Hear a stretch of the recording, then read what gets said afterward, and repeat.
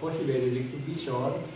Nais ko po itanong sa iyo na malayo na nga po ba tayo?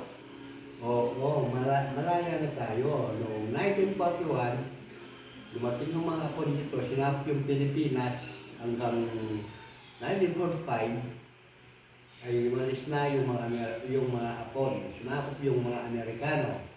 Kaya malaya na ang Pilipinas noon.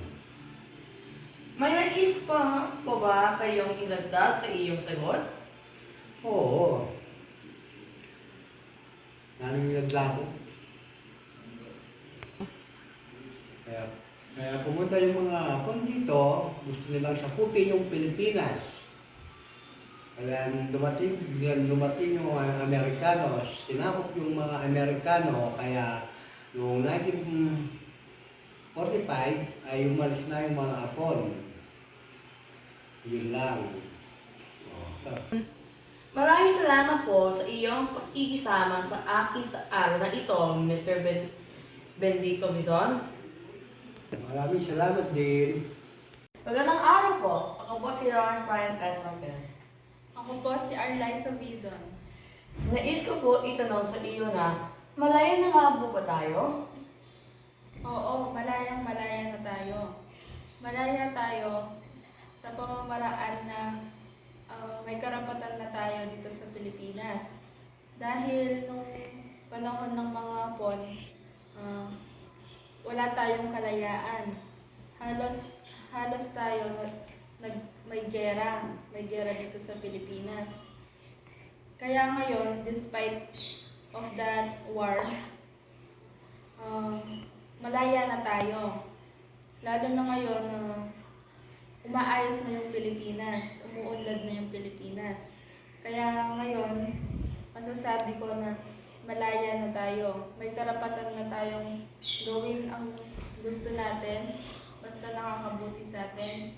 Tsaka may karapatan tayo dahil bilang tao, maganda yung may mararating tayo sa buhay. Tsaka despite of that World War, magandang buhay na yun. Maganda na yung buhay natin ngayon despite of that. And 2024, marami din naman problema sa Pilipinas ngayong 2024.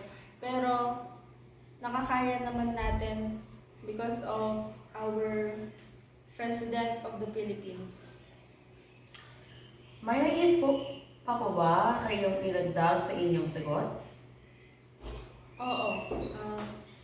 Bilang isang tao, ikaw bilang isang mag-aaral, malaya ka na.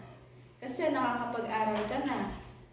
Malaya ka nang gawin yung gusto mo. Basta yung nakakabuti sa'yo. Malaya na tayo.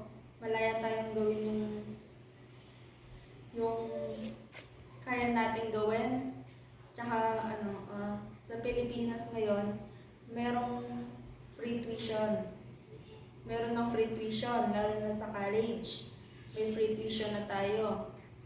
Hindi ka mukha nung panahon ng mga ninuno natin, wala pang free tuition. Yun. Maraming salamat po sa iyong pakikisama sa akin sa araw na ito, Mrs. Arliza M. Bison. Maraming salamat din sa iyo.